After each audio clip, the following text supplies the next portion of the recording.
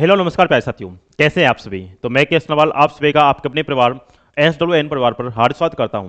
आशा करता हूं आप सभी अच्छे होंगे।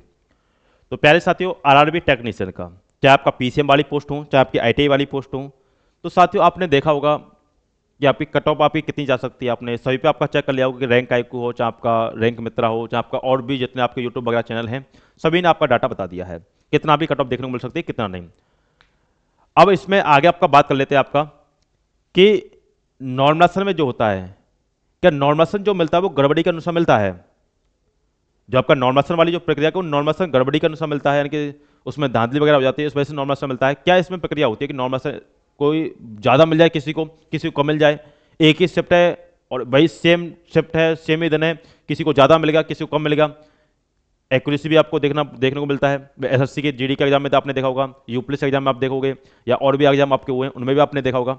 तो साथियों इसमें क्या लेखा जोखा होता है आपका। तो साथियों वीडियो के लास्ट तक बनेगा। यदि वीडियो आपको पसंद आती है तो आप हमारे चैनल को साथियों सब्सक्राइब जरूर कीजिएगा। साथियों देखिए साथियों, नॉर्मलाइजेशन में क्या होता है देखना।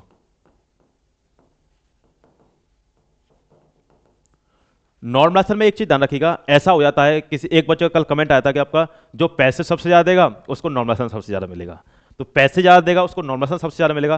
तो ऐसा कहना यहां संभव नहीं है, क्योंकि हमने देखा है रेलवे के जितने भी एग्जाम है, बाकी एग्जाम की मैं नहीं कह रहा, बाकी एग्जाम में कैसा भी होता हो, लेकिन रेलवे के जो एग्जाम है, एसएससी में देखने को मिल सकता है कि आपका सेम शिफ्ट है, सेम दिन है, और एक्यूरेसी जिस बच्चे की अच्छी है उसको 5 नंबर का ही नॉर्मलाइजेशन मिला, जिसकी एक्यूरेसी बेकार है वही शिफ्ट वही दिन है उसको 15 नंबर का नॉर्मलाइजेशन मिलेगा।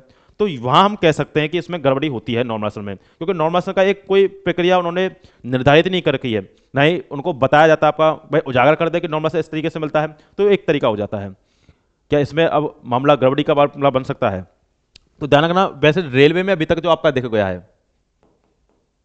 चाहे आपका ग्रुप डी वाला 2018 वाला हुआ हो, चाहे आपका एनटीपीसी 2019 वाला, चाहे ग्रुप डी आपका 2019 वाला, ये जितने भी आपके एग्जाम हुए थे उसमें आपको देखा गया होगा नॉर्मलाइजेशन जो होता है रेलवे सबसे ज्यादा डिपेंड करता है एक्यूरेसी किस बच्ची की अच्छी है।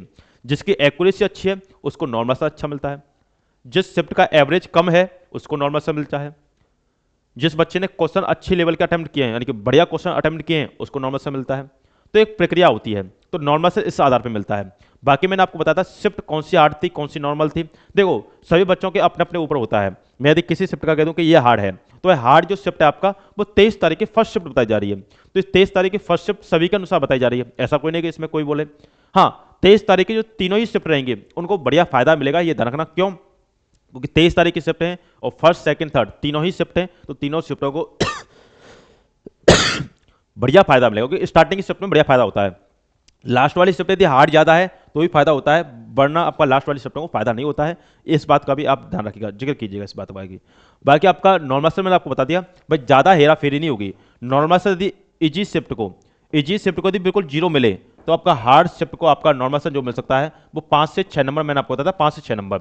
जब इजी शिफ्ट को आपका भाई 5 से 6 नंबर का मिल जाएगा तो यही नॉर्मलाइजेशन बढ़ गया, 11 से 12 नंबर का भी हो सकता है, ध्यान रखना। बट 11 से 12 नंबर का नॉर्मलाइजेशन होगा तो एक कट ऑफ उतनी ही आपका हाई जाएगी, और कोई भी आयोग नहीं चाहता है कि कट ऑफ हम हाई जाएं। तो कट ऑफ को निरंतर रखने के लिए तो नॉर्मलाइजेशन में ज्यादा हेरा फेरी नहीं देखने को मिलेगी, क्योंकि भाई आपको पता है 23 सितंबर में एग्जाम हुआ है, तो उसी के अनुसार आपका कट ऑफ का लेखा जोखा रहेगा, क्योंकि ज्यादा आपका नॉर्मलाइजेशन इसमें नहीं मिलेगा। भाई गड़बड़ी के ऐसा कोई इसमें नहीं होता है। भाई देखो गड़बड़ी ज्यादा होती है तो इसमें बच्चों के लिए सबसे बड़ा धोखा हो जाता है।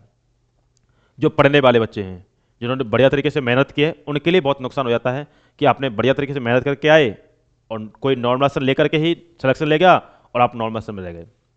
भाई मान लो 80 पे मेरिट लगी, आपके 79 नंबर हैं, आपको एक नंबर का नॉर्मलाइजेशन नहीं मिला, और किसी के 75 नंबर थे वो नॉर्मलाइजेशन लेके सिलेक्शन ले गया और आपको 79 पे भी नहीं हुआ, तो एक दुख ये होता है।